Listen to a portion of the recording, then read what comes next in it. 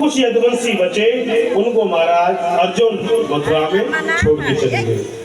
आगे की कथा महाराज कहते हैं तक्षक नाग चला। सुखदेव मुनि कहते परीक्षित अब तुम मुझको बताओ, मैंने तुमको 7 दिन कथा सुनाई, अब क्या तुम मरोगे?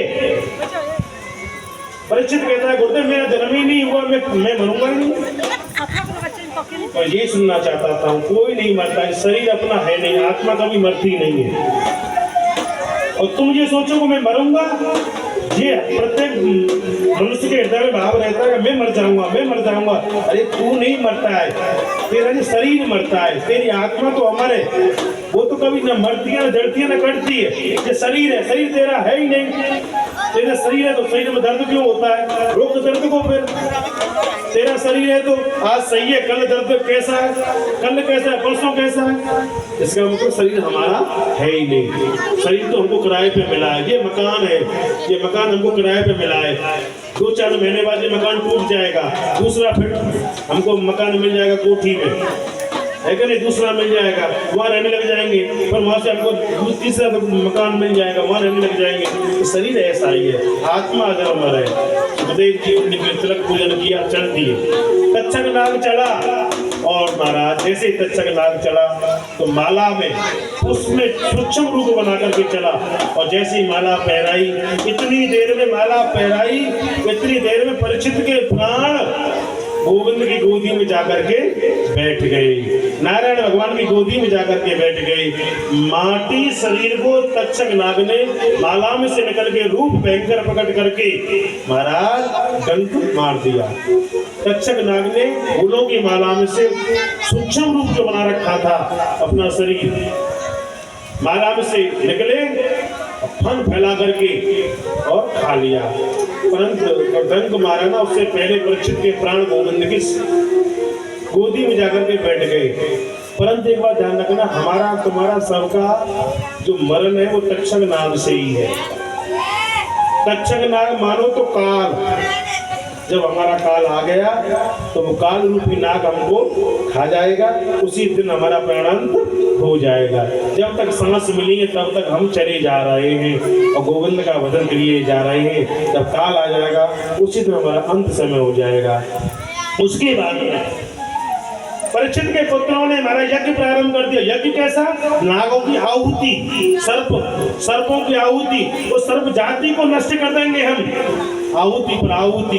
महाराज वहां पर जाकर के आस्तिक मुनि आए और उन्होंने कहा सुनो, यदि नागों को नष्ट कर दोगे तो इस पृथ्वी से नाग जाति नष्ट हो जाएगी। यज्ञ विश्राम करो, वो तक्षक नाग को छोड़ो। तुम्हारे पिता की मृत्यु तक्षक नाग से नहीं, अरे तुम्हारे पिता तो पहले से ही तक्षक नाग को डसने से पहले ही गोविंद की गोदी में जाकर के बैठ गए। तब महाराज नागों से वचन लिया। आज नाग है, सर्प है, जो अपनी मर्यादा में बंधा हुआ है। सोचने की बात है, विस्तर नाग अपनी मर्यादा में बंधा हुआ है, पर इंसान अपनी मर्यादा में बंधा हुआ नहीं है। रेखा में बंधा हुआ नाग है। यदि नाग सर्प किसी को खा जाए, हम सपेरों को बुलाते हैं, मंत्र मारते हैं, जहर उतर जाता है। वो मानते मंत्र को आज भी, मनुष्य के आगे कितने भी मंत्र क्या हथौड़े चला ले तो भी मानने वाला नहीं है। पर इस बार जब काल रूपी डंडा पड़ता है ना तो काय कर जाता है, मतलब काय करता है, वो भागता जाता है। गोविंद की चक्की चलती है, महाराज वो धीरे धीरे पीसती है, बड़ा बारीक। गोविंद की जब महाराज चोट लगती है ना, तिनतनी को हिला करके पटक देती है, सब चौकड़ियों को भूल जाता है कि मैं ऐसा था, मैं वैसा था।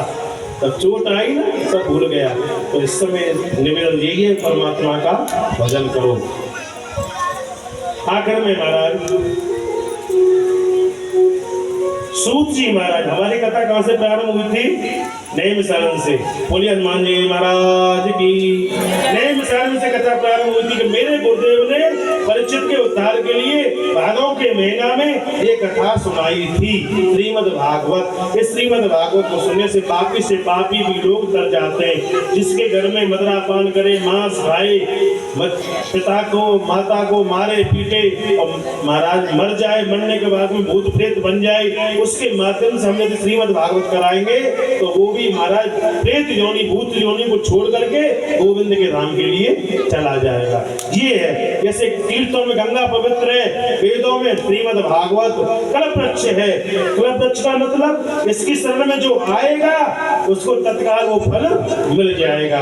ये प्रमाण है। श्रीमद् भागवत किताब नहीं है, पोथी नहीं, श्रीमद् भागवत भगवान श्री कृष्ण का ही स्वरूप है। श्रीमद् भागवत का एक एक अक्षर कृष्ण स्वरूप है। जो इसकी भावना से सेवा पूजा करेगा उसको महाराज फल अवश्य देती है।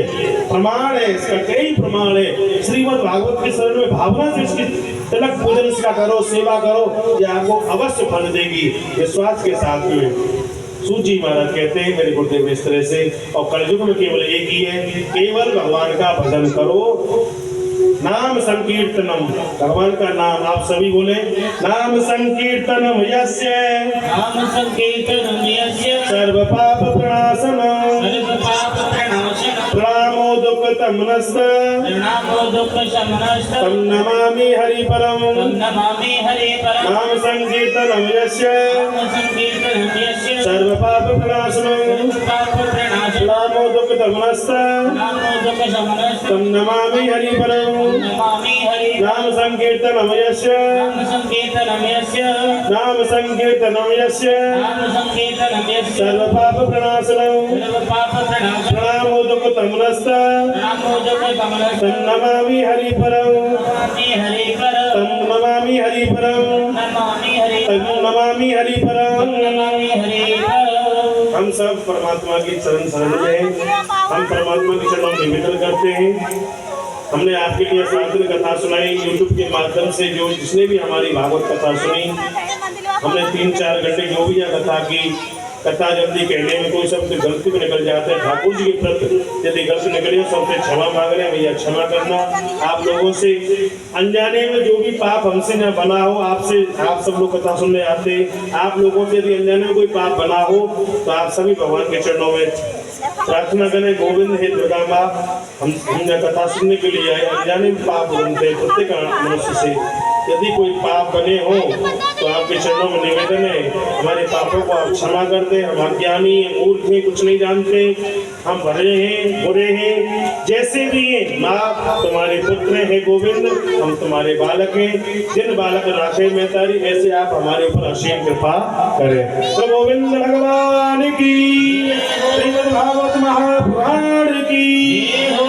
2 मिनट कुछ कहना चाहते हैं।